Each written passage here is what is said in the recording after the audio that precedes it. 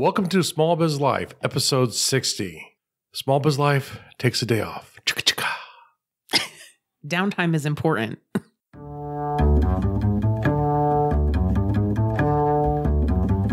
Does this sound familiar? Oh my God, I have so much to do today. Don't forget to breathe.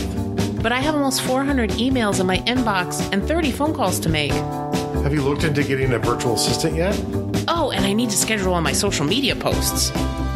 Did you drink anything today? I had coffee. Did you eat today? Did I mention coffee's a bean?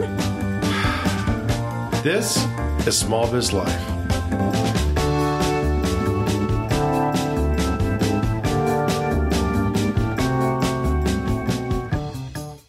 Hey, and welcome to another episode of Small Biz Life. My name's Kristen Ingram. And I'm Jeffrey W. Ingram, and we're taking the day off. Have a great week, folks. No. Okay. No. Yes, don't stop listening. I'm lying. Because you're a fantasy author. I'm a fantasy author, and I lie. Yeah. That's right. That's a reference to the other show. Jeffrey's other show, The World Builder's Anvil. Where the quote of every week is, not every week, but it's truly should be, is I'm a fantasy writer, and I lie. Yes, very true. So we are a husband and wife team that works together to help you, on this journey that we call the Small Biz Life. Yeah. We try and help you through the weeds, the tough stuff that people don't like to get into, so you can actually get the most out of your small business and your life. Exactly. Very good. So if you're a returning listener, thank you so much for being with us again. And if you could just check your device to make sure that you've hit the subscribe button, we'd really appreciate that. Awesome subscription that help us reach more audience. Right. It's because of you guys that we got onto iHEARTRADIO. Yes. So, we love our subscribers. And if you're new to the show, we love you too. And we'd also love you to check your device. To make sure you've hit the subscribe button. Yeah. All right. So that's our commercial for the day, I think. That is the daily commercial. Okay. Brought to you by Small Biz Life. So we're kind of in a goofy mood. I'm actually about to leave for another conference. Yeah, she's actually packing right now. She's a very, very dedicated multitasker. You won't even hear her because she's so good, but trust me, she's packing right now as we're talking. No, I'm mostly packed. There's some laundry that I got to finish because we had just gotten back not too long ago and we're off on the road again. Yes, or you are. I'm on the road again, yep. I'm left to guard the homeland. Exactly. There's going to be a moat when I get back. There'll be a moat. Okay. There's going to be a moat. I figured. Okay. As long as I can get my car in and out of the driveway, I'm cool with that. So we have the cats that perch like gargoyles on the roof. That would be awesome. No, it's not awesome. So one of the things that we've had, that we've made important in the small amount of time that we've been home is to try to schedule in some downtime. Mm-hmm.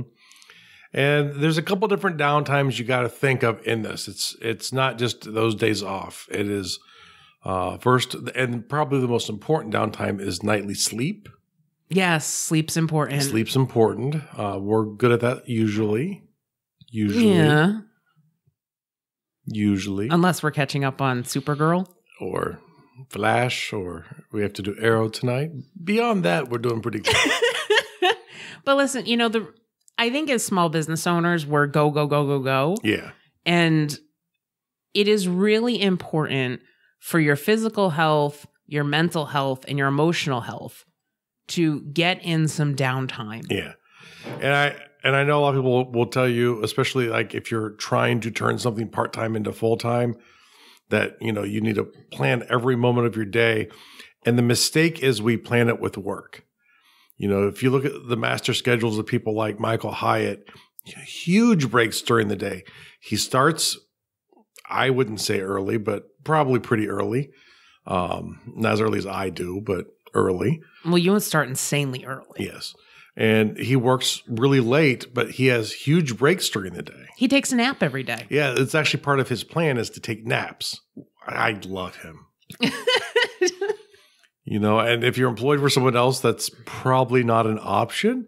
We're still stuck on a factory schedule where you don't use much of your brain. You sit and you perform widget activities on other widgets and they go past you. And it's kind of okay to work 8 hours. I guess you just kind of want to get out of the way at that point. But especially the more brain activity you need to use for your work, the worse of an idea that is. Right. So, let's work backwards, because I think emotionally, if you don't nourish yourself, right? If you don't take downtime to recharge, you ever have, those weeks that you were just ridiculously busy, and by the end of the week, you don't even want to be around yourself, right? It's because emotionally, you're tied up in knots. And I've worked with business owners before that have hustled so hard for such a long time that they'll just, they'll either cry for no reason or they kind of shut down. It's bad for your immune system, and they'll notice that their fuse is very short. Yeah. And so, the act of recharging and, maybe watching a comedy or reading a good book, and not a business book. It can't be business books all the time. No. Or buy a good fantasy novel this June. That's right. Jeff has a fantasy novel coming out in June, and that's a perfect thing to use during your downtime. But you've got to have some time to enjoy life and look at what's around you. And there's actually a growing amount of empirical evidence that's coming out over the past several years, talking about how people work and how well they work and how poorly they work. And there's certain industries, mine being a notoriously bad one for that, where you get close to deadlines and you work really, really hard to reach your deadline.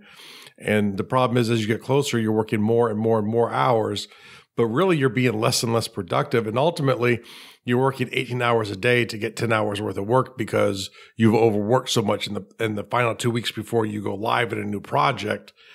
And you really, if you would have scheduled more downtime, probably could have gotten it up and ready on time anyway. Right. Because when you're pushing yourself that hard, it's really emotionally draining. And so you might overreact to situations, or you might not let yourself feel what you should be feeling in situations because you're pushing so hard, right? And you're like, I don't have time for that. And then at some point, all of that emotion bubbles over. There was a Scientific American article I was reading, and if I remember, it'll end up in the show notes, but probably not. And they're actually talking about part of it too is data overload. Most people do not spend most of their working day actually doing the work that is what their job is or what their business is. They're performing analysis on data.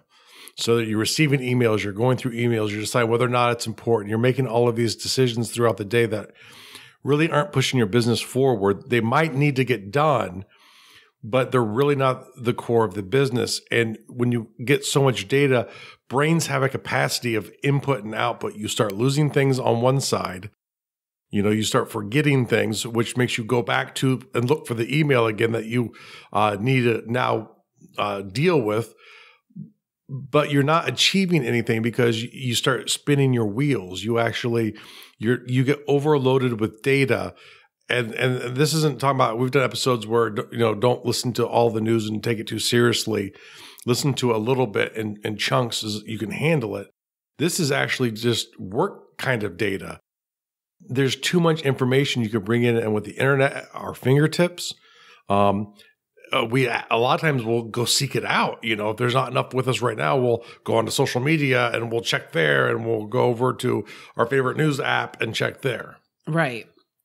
And so that's where, if you think that you're approaching data overload, I go through periods of time where I will, for a week or two, I will unsubscribe from 5 email lists a day.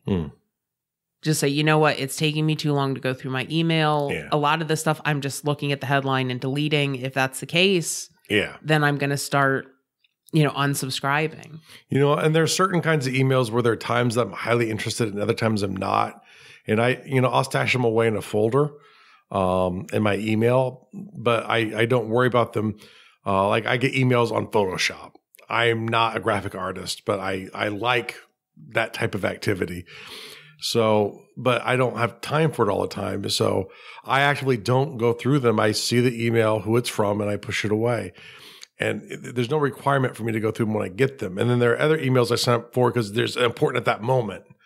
And then 7 years later, I'm still receiving those emails. And those are the ones I think Chris and I are talking about. Those are the ones you go ahead and get rid of. Right. Because they're not serving you anymore. Right. So, as you're kind of, if you're evaluating your emotional state right now, I want you to think about, when is the last time that you laughed really hard? I mean, we do that all the time. Yeah. Like around dinner time. Well, we find ourselves amusing. Yes. Yes, which is very lucky. Right. Which is very helpful. But think about when's the last time that you laughed really hard, like so hard that like your face hurt.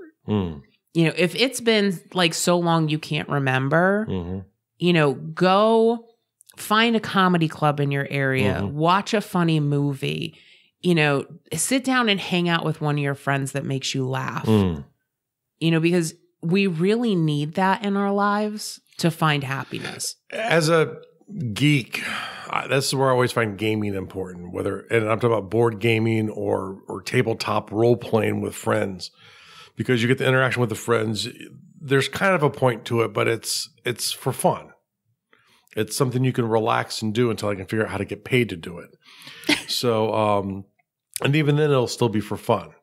The idea is it's the human interaction. And I think that's another thing I think it's lost to these numbers is we spend so much time virtually engaging in stuff on computers while we're working. And then we're engaging with our friends on Facebook and we're not living life. Right. Pick up the phone and call a friend. Yeah. Especially like a friend like you engage with a lot on social media, like pick up the phone and have a conversation or go have lunch or, do something to help yourself emotionally engage with somebody else. Yeah. And like Jeff and I, and what is the name of that game that we play all the time? Oh, my It's the island game. The Forbidden Island. We play, so there's this game that we bought at Target and we'll put a link in the show notes. It's called Forbidden Island.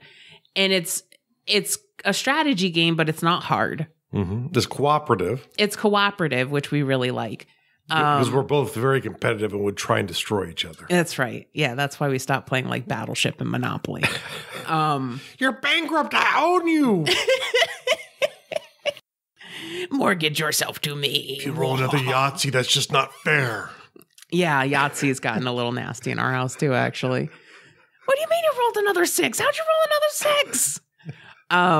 But this is a really cool game because it is cooperative and the board is actually made up of tiles. So the board changes every time you play it. Yeah. So that's kind of cool because like we'll play it like a couple times in a row. It only takes like 30 minutes approximately to play a game. And it's up to 4 players. You can play it with your family. It's a mean game. It will beat you and it will make fun of you why it does it. So it's kind of mean. Yeah, there are times it has destroyed us. But we have a lot of fun with that. And it's something that like we can do on a weeknight when we're both like, you know what? It's been like a crazy day. We need to stop.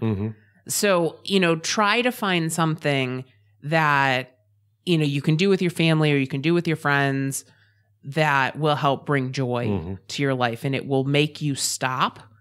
I would highly recommend it's not something electronic. Yes. Because I think there's a place for that, but, and I say this as somebody who plays video games. But I think that there also has to be non-screen time. Or at least it needs to be in life social. Yeah. It could even be maybe different if you're doing like, and we don't have one of these anymore, but like the old party games, we had the best party games. Oh yeah, we had great and you games. could play tennis with each other, you could bowl together and probably do better than you would in real life, but you're still getting at least some activity, but you're getting the human interaction in front of you, not via a headset or not via a chat window. Right. And that's Nintendo Wii. Yes. Yeah. Is there a different Wii? Well, we just kept saying we, like we do this and we do that. And I just want to make sure that we were clear. And we did Wii. Yes, that we were talking about the Nintendo Wii. Do you have any hobbies? If not, why? Right. If not, look into, if there's something that you've always wanted to do, whether it's, play an instrument or, learn how to draw or learn how to paint or write a novel. Yeah. Like my thing, and it's been a really long time since I've done this, and I'm like itching to start again because it's getting cold. I like to knit. I like to knit socks. Only. Mostly. Pretty much. Yeah, pretty much. I knit socks. But it's something that it quiets my brain down, especially when I'm really frantic. Yeah. And it allows me to do something with my hands, and it's very meditative. I didn't say anything. Jeffrey's making a face. And they've done research to show that actually knitting has the same properties that like meditation has on your brain. So, if you don't have any hobbies, think about something that you've always wanted to learn how to do and go out and do it. Learn how. Yeah. And I think one of the neat things too was when you were learning to knit and you go hang out with a group of knitters and knit with them and just sort of chill out at a coffee shop and knit. And the thing is, I think you do that at someone's house on a couch too. You don't have to go out to spend money either. Right. And I think one of the misconceptions that a lot of people have is that knitters are old. They're old ladies that, sit around and knit. And our knitting group, like the average age, I think, was like 26. Yeah. I mean, there are a lot of times I would go hang out and be screwing around. One of my friends would go with his wife and be screwing around, and we would be interacting with the knitters. So you have a couple crazy geek guys hanging out, and then, hanging out with these young, fun knitters. And we even had male knitters. Yes. So it's definitely not a gendered item. Yeah. So, it doesn't have to be knitting though. It can be whatever, you want. It could be coloring, something that is going to help calm your brain, and bring you joy. Is there any coloring book creators that you could think of that you could recommend to people who like to color? Well, actually, my friend Scott Kuzo just came out with a new coloring book, which is like my favorite topic ever because it's coffee. He just released a coffee coloring book. Yeah. And you can find it on Amazon. We'll link it in the show notes. And part of this is finding your own taste too, because my wife was trying to get into it because coloring also has some of the same properties of being meditative like. And she was finding all of these coloring books, and they were very detailed, and it would turn on her competitive I must defeat it mind. Well, it would take like 80 hours to complete a page. Because you're being so thorough, and this page will be defeated. You weren't having fun with it doing that. But when you got Scott's books, they were just neat, simple designs that you loved that spoke to you, but you could do it and detach where you couldn't detach with the more complicated coloring books for adults. Yeah, no, exactly. So I would say just go get a Scooby-Doo book. That worked for me when I was coloring. So yeah, check out Scott Kuzo's books. They are on Amazon. We'll link them in the show notes to episode 60. But just find something for you. Yeah. I mean, it was funny because I realized, I don't know, probably like a year ago that I hadn't read a novel in like 5 years. And so I found, you had actually bought me a book, that was called While We Were Watching Downton Abbey. Yes. And that book was just absolutely phenomenal. I loved it because I was a huge fan of Downton Abbey, and it has nothing to do with the show. It's about a group of people who are watching the show, who live in an apartment building, and the relationships that they form. Where did the dragons come in? There are no dragons. So that was a really good book. Our friend Michael Miller, who records with Jeff for World Builders Anvil, he introduced me to a book called Ready Player One, which was a really good book and is more in like the kind of the sci-fi genre. And if you live through the 80s, you'll really like this book because it totally geeks out on the 80s. But it's amazing, when we get really busy, we forget about these things that we love. Like I love to read. I love to knit. I like to, play board games with my husband. And sometimes we get so caught up that we don't do these things. You know, and sometimes too, when we turn our passion into the thing we do, we forget how to do our passion with passion. You know, so if you're a writer and you love writing, get a friend, do NaNoWriMo together, but do it together. Both of you do it like a collaborative work. You know, each of you are pushing out 50,000 words, but it's like something connected. So you can kind of feed off of each other. And it's not something that you might even be planning to sell at some point, but it's something that you're doing the thing that you love for enjoyment. Yeah, no, I think that's great. We've actually had friends that have done that, that have written collaborative works together. You know, it's... Well, it was funny. Our friend Don Metcalf, who is a published author, and my other friend Michael, yes. That is also a joke from the other show. Yes, and on accident, of course. But they wrote, I believe, he told me about over 400,000 words about their characters in one of my games. That's awesome. Yeah. That's so cool. Talk about putting War and Peace to shame, finally. I know, right? I would not look for that one on the shelves. That was something they just did that they enjoyed. Right. So emotional health is super important, you know, and, you know, if nothing else this week, I just kind of, you know, want you to take some time and tune into your emotions. You know, how are you feeling? And understand when your body does things to you, whether it's right or wrong, it's your body trying to tell you something. If every afternoon around 3 o'clock, your brain starts to shut down, and then a couple of hours later, maybe it kicks back on again, understand that your body's telling you something in that. And maybe it's you're not getting enough calories. I mean, it could be multiple things. It might not just be this, but and part of it is probably this. Right. So, you know, I think, you know, talking to a lot of small business owners, a lot of times when they're working on a big project, they will hit like a mental block and they will just, you know, mentally, like they can't achieve the next task or they keep getting distracted. That is a key indication that you need to take some downtime. Yeah. And you need to quiet your brain down. And there are a lot of different ways you can do that. We've been talking about that. But, you know, I find it's funny because like the one time where like my brain is pretty quiet is when I'm in the shower. And that is when I come up with my best ideas. You know, accounting and focus sprung from a shower. You know, Small Biz Life sprung from a shower. You know, we kind of had a podcasting conference. Yeah.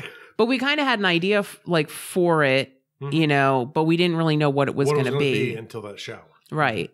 And, you know, those things happen when you allow your brain time to stop. And a lot of my best education comes as my downtime. And it's not education towards what I do for work, but, you know, that's when I'm reading about history.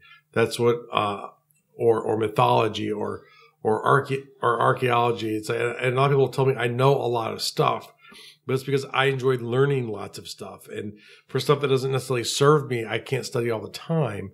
But for me, it's a great downtime to learn about a new culture that I've never learned about before, or more detail. You know, I get really fascinated over the everyday life of people, like, you know, for like mudslingers in ancient Rome. I would find a documentary on that really cool.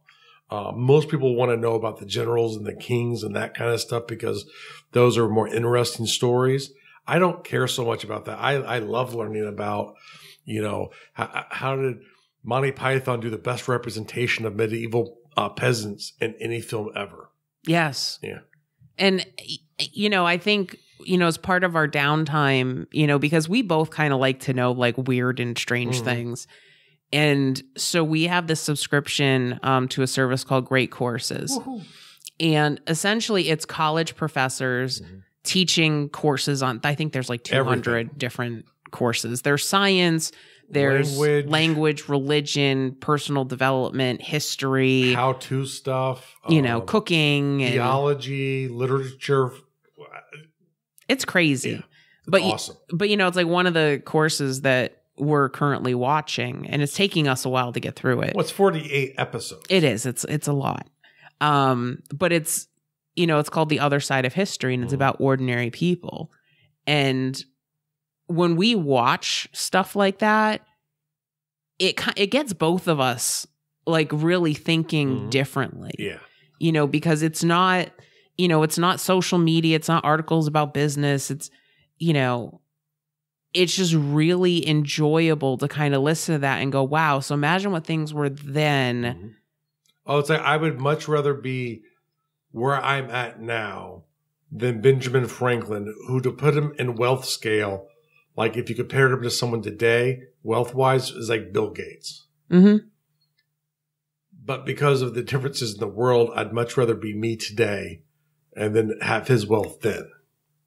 And I think it gives you a lot of perspective. Yeah. When you're talking about what it was like to be an everyday person in, Mesopotamia, or in Rome. And you're like, wow, that's, lovely.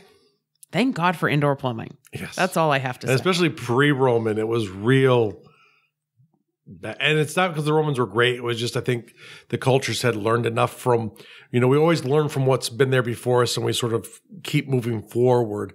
But that was finally the point where there was enough, where there was maybe a little extra, for people to actually have some leisure time for normal people. It took thousands of years.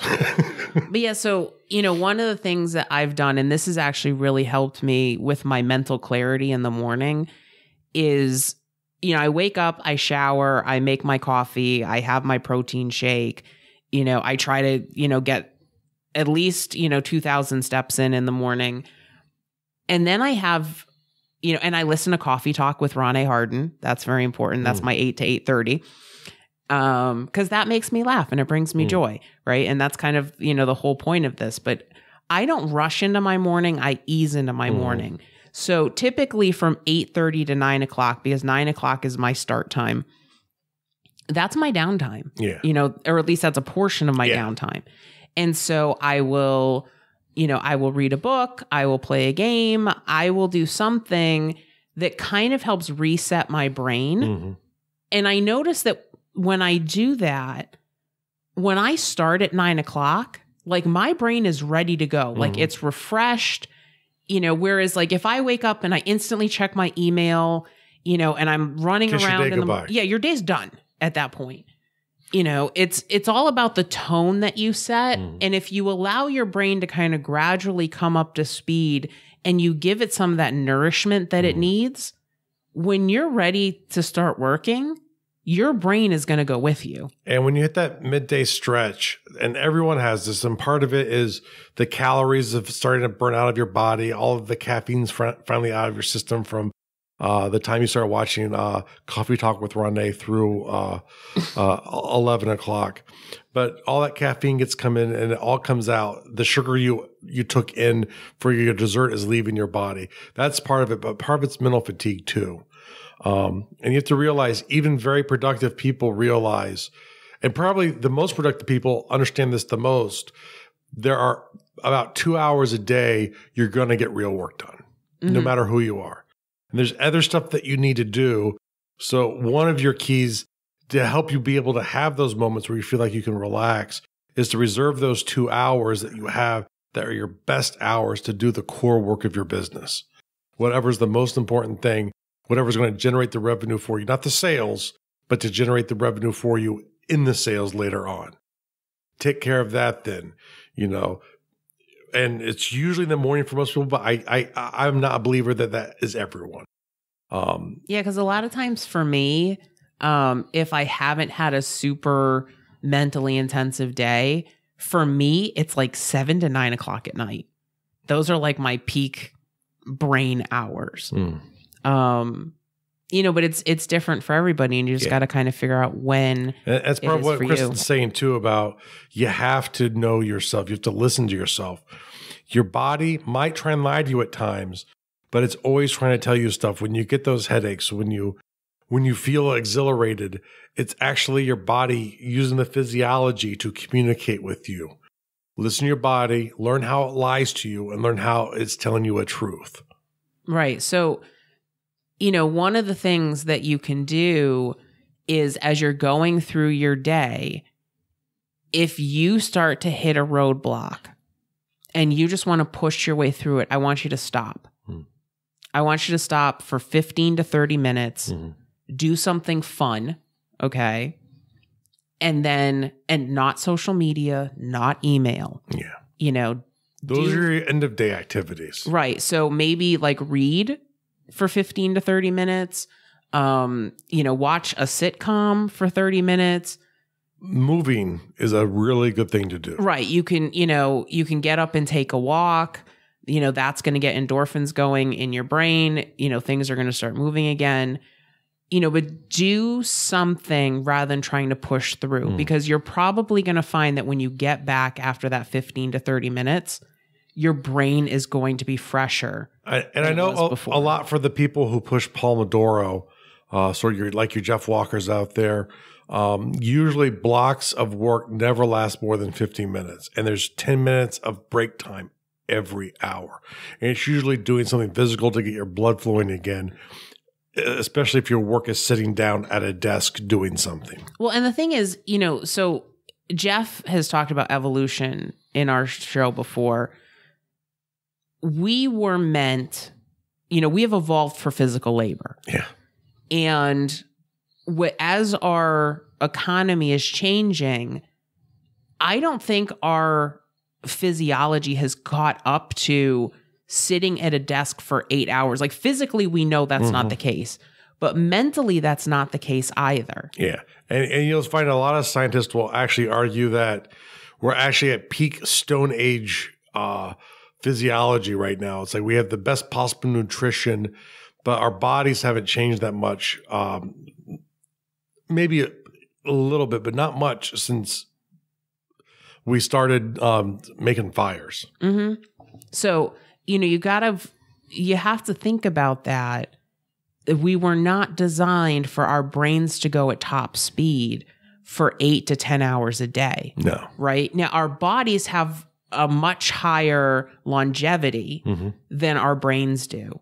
And so that's where, like a lot of times when I do Pomodoro, I will do my 50-minute block, and then I will, for 10 minutes, I'll go do laundry, or I'll empty the dishwasher. I'll do something that doesn't require a lot of brain power. It's more physical. Right. And it's, or I'll go for a walk, but it's funny how when you come back after that 10 minutes, your brain feels better.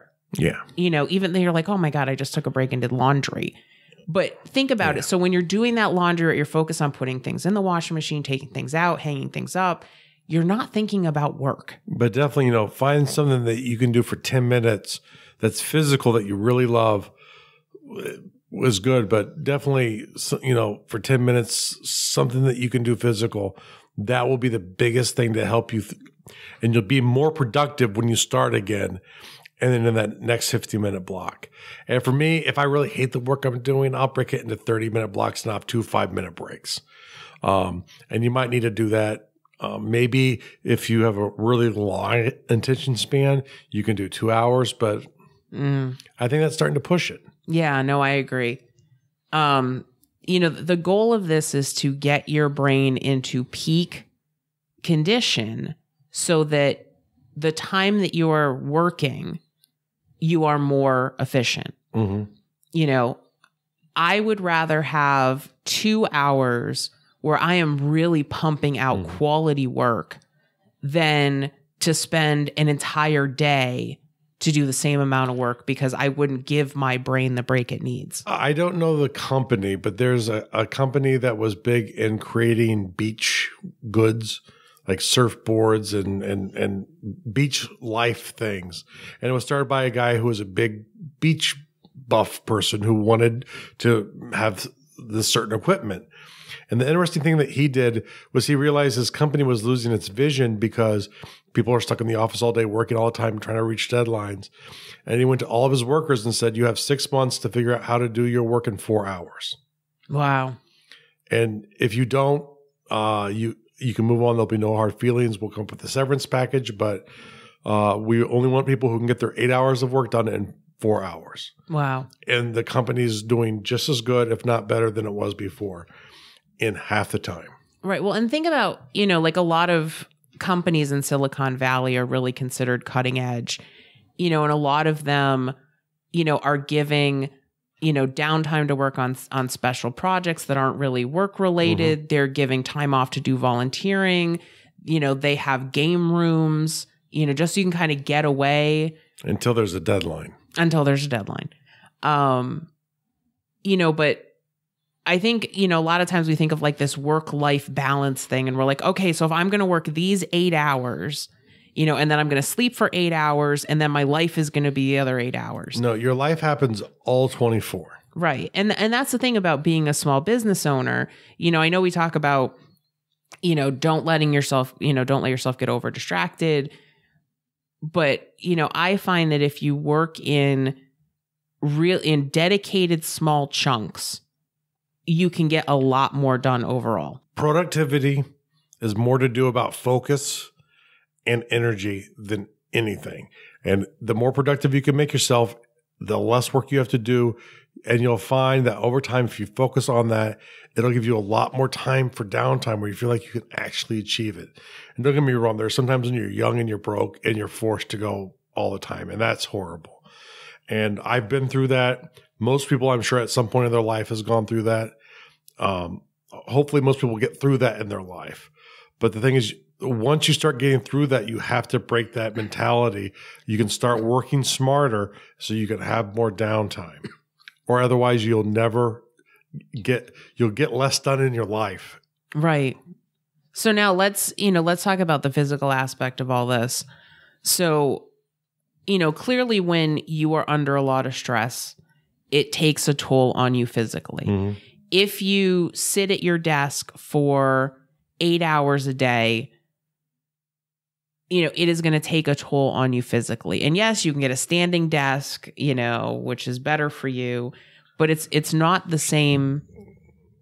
Really? I thought the standing desk was better for you. It's better for your circulation. And there was a lot of thoughts on that, but studies are starting to come out, and the suggestion is it might be just the opposite. What? Yeah. They don't know. They thought they knew, and they're pushing all of these standing desks. Okay, so is this like the eggs are good, eggs are bad, yes. Eggs are good, eggs are bad, coffee's good, coffee's bad? Give the standing desk time. My thought is make yourself comfortable when you work. You're not necessarily like I'm in bed covered in a blanket comfortable, but make yourself comfortable. If you start to lose your focus, change your position. That will probably do more. But just standing, actually, there's some evidence that actually, because you're standing still. Oh, geez. I'm serious. I can't even. Maybe if you had a workstation powered by a treadmill, that might be better. But there's some questions to that at least now. That's outrageous. I think it's no longer considered settled a good idea. But I do notice that like if I sit down for a couple hours and I stand up for a couple hours and I kind of go back and forth. But that's changing positions. Right. Yeah. And also, if you have a bad back, standing up definitely does help. Yes, it does. You can't sit down all the time if your back sucks. Right. And I do find that it has helped with my back quite a bit. So, but having some movement in your day, and like, we talked about the Pomodoro and having those 10 minutes where you get up from your desk and you do something physical. It's not...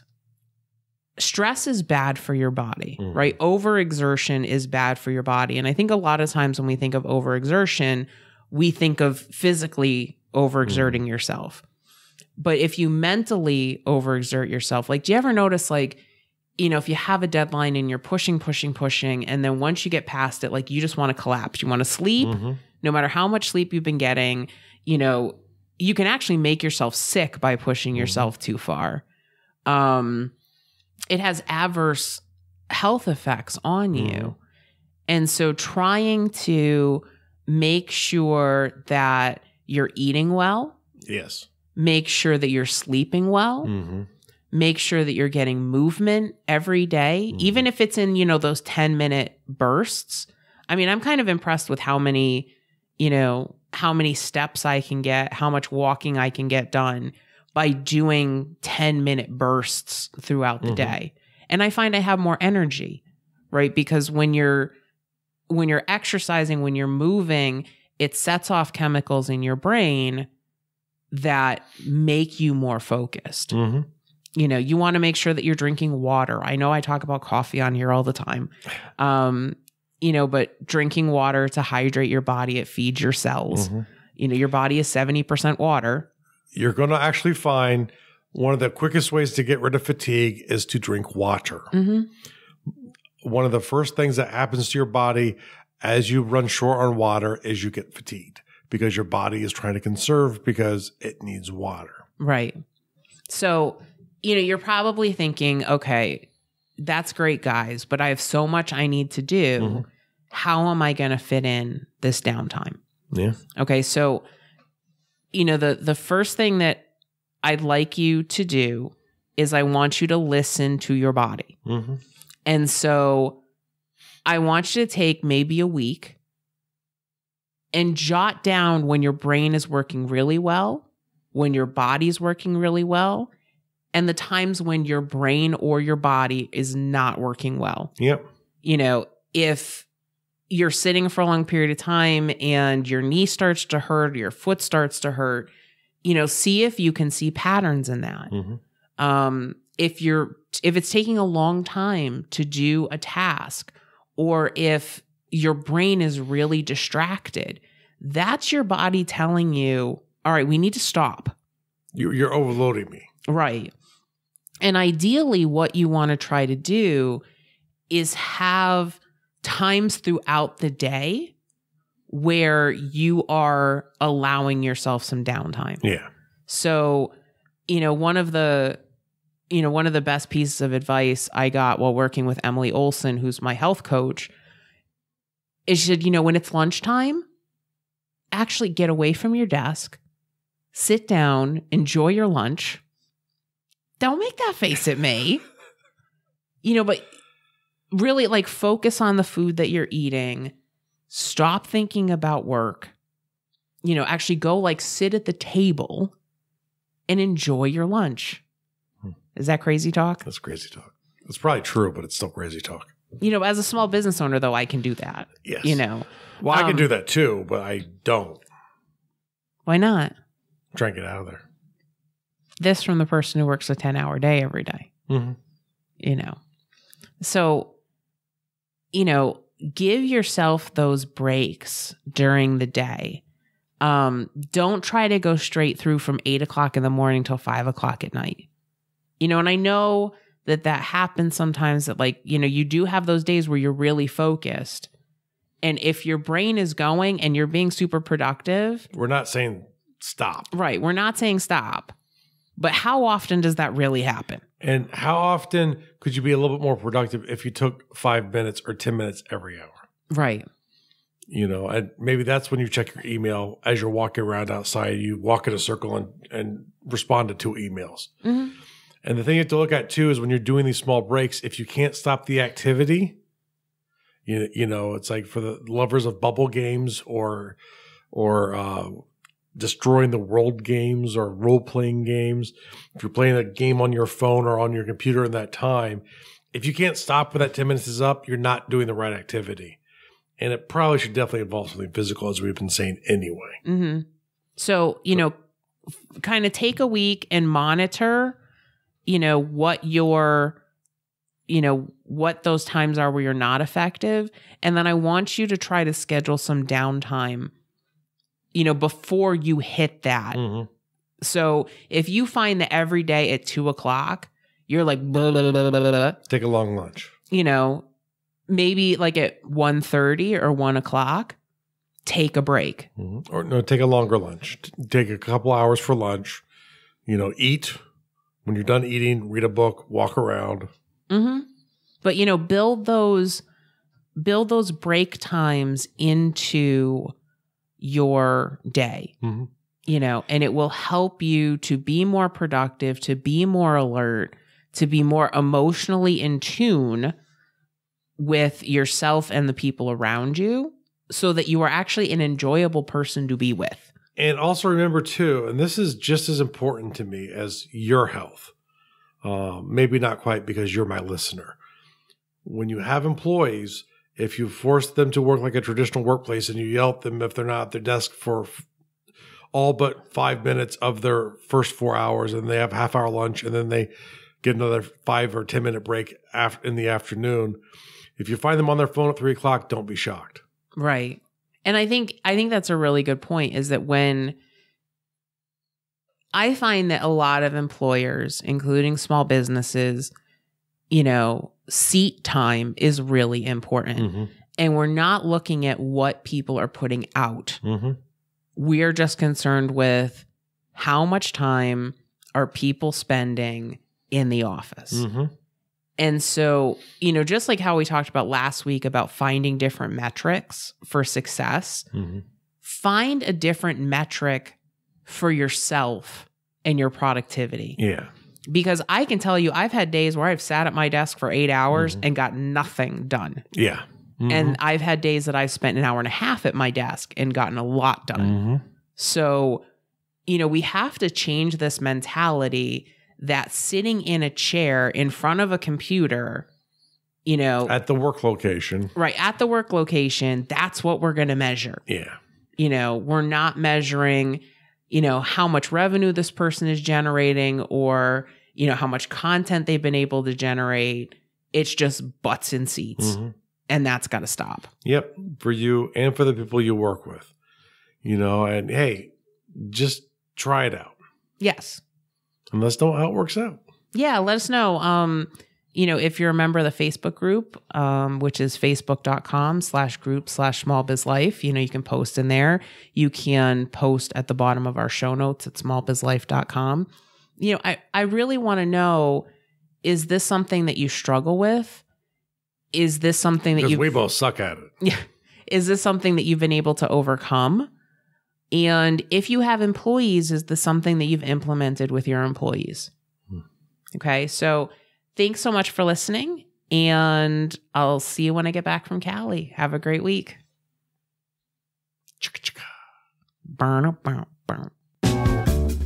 This was Small Biz Life.